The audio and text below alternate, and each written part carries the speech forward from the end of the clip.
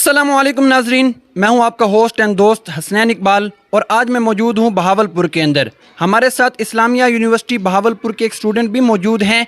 इनके साथ यूनिवर्सिटी के अंदर क्या वाक़या पेश आया, बेसिकली मैं आपको ये बताना चाहता हूं कि ये मेरी बहन इस वक्त ख़ुदकुशी करने तक मजबूर हैं।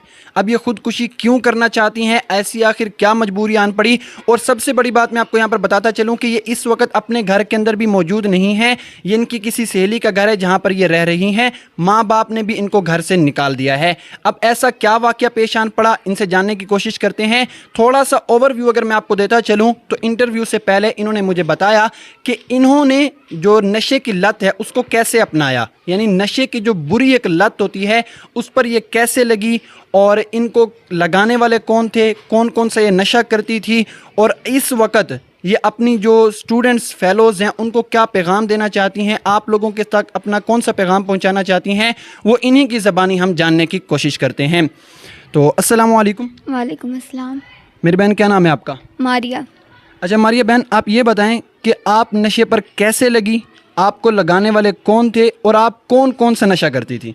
मुझे मेरी दोस्तों ने इस चीज़ पर लगाया है। वो उन लोगों ने पहले मुझे सिगरेट के लिए फ़ोर्स किया तो मैंने उन लोगों को मना कर दिया, लेकिन उनके ज़्यादा इकरार करने पे फिर मैं मान गई और मैंने सिगरेट शुरू कर दी, और उसके बाद फिर आहिस्ता आहिस्ता उन लोगों ने मुझे आइस पर लगा दिया।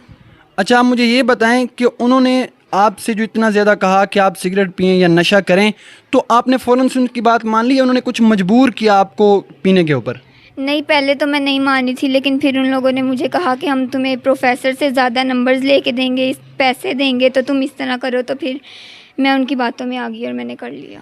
तो देखें, ये है असल अंदर की बात, यानी प्रोफेसर से ज़्यादा नंबर लेकर देने के लालच में इनको उन्होंने नशे पर लगाया। अब आपने बताया कि आप आइस, सिगरेट और इसके अलावा कौन सा नशा करती थी आप?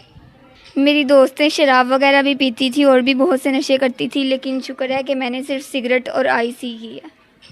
अच्छा देखिए, सिगरेट की जो बात है मेरी बहन, वो तो हमें समझ में आती है कि 15-20 रुपए की, 10 रुपए की सिगरेट आ जाती है, लेकिन जो दूसरे नशे वो तो काफ़ी महंगे होते हैं, और आपकी हालत देखकर जहाँ पर आप रह रही हैं मुझे नहीं लगता कि आप खुद अफोर्ड कर सकती होंगी। तो आप हमारे नाज़रीन को ये बताएं कि वो नशे आपको कौन देता था, या आप खुद ख़रीदती थी, तो कहाँ से आपके पास पैसा आता था, तो वो पूरा मामला भी प्लीज़ हमारे नाज़रीन को बताइए। मुझे मेरी दोस्त से ला के देती थी और वही मुझे मजबूर करती थी कि तुम ले लो। मैं पहले वो पैसे भी ले लेती थी, लेकिन फिर आहिस्ता आहिस्ता मैंने जब उनको बोला कि मेरे पास पैसे भी नहीं हैं, तो फिर उन लोगों ने मुझे फ्री में देना शुरू कर दिया। अच्छा, इन्होंने एक जो बड़ी बात मुझे बताई इंटरव्यू से पहले, वो ये कि जब इन्होंने पहली मर्तबा नशा किया, जिसके बाद ये कहती है कि मुझे कुछ होश नहीं था, और हम जो है पार्टी करने के बहाने से गए हुए थे बाहर कहीं, तो वहाँ पर किसी रेस्टोरेंट या किसी जगह पर इन्होंने नशा किया, और उसके बाद इनकी जो दोस्तें थी उन्होंने इसकी बरहना वीडियो भी बनाई। तो बाद में इनको दिखाकर वो क्या ब्लैकमेल करती रही, और ये इसी वजह से ही अभी ख़ुदकुशी करने पर मजबूर हैं कि इनकी जो प्राइवेट वीडियोज़ हैं वो उनके पास मौजूद हैं, और उन्होंने आगे प्रोफेसर्स और जो गार्ड्स थे उनको भी दे दी। तो इनसे वो जानने की कोशिश करते हैं कि वो जब आपकी वीडियोज़ बना रहे थे या जब आपने पहली मरतबा बड़ा नशा किया तो आपको पता नहीं चला? नहीं, मुझे उसके बाद बिल्कुल भी होश नहीं था, जिसकी वजह से उन लोगों ने मुझे वीडियो भी बना ली मेरी और मुझे ब्लैकमेल करने लग गई। अच्छा, तो अभी आपकी जो पढ़ाई है, जो आपकी स्टडी थी, वो अपनी आपने कट कर दी है? जी, मेरे घर वालों ने मुझे पढ़ाई भी छुड़वा लिया और मुझे घर से भी निकाल दिया, जिसकी वजह से मैं अब अपनी दोस्त के घर पे रह रही हूँ। अच्छा, आप पहले ये भी बता रही थी कि अभी आपके लिए जो है ना रहना और मतलब ज़िंदगी गुजारना काफ़ी मुश्किल हो रहा है, क्योंकि आपको वो नशे नहीं मिल रहे और आपको लत पड़ी हुई है। तो अब आप कैसे गुजारा करती हैं? अभी भी आप नशा करती हैं?